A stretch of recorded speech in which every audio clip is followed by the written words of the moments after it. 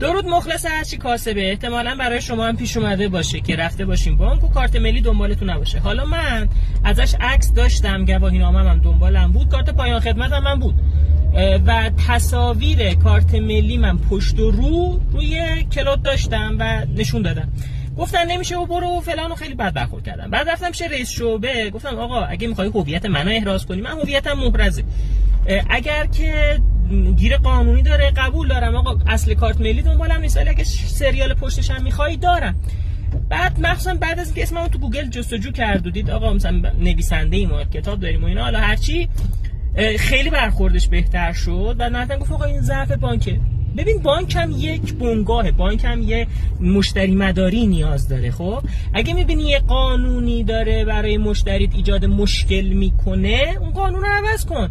اصلی ترین وظیفه ما کسب و کار راحت کردن خریده.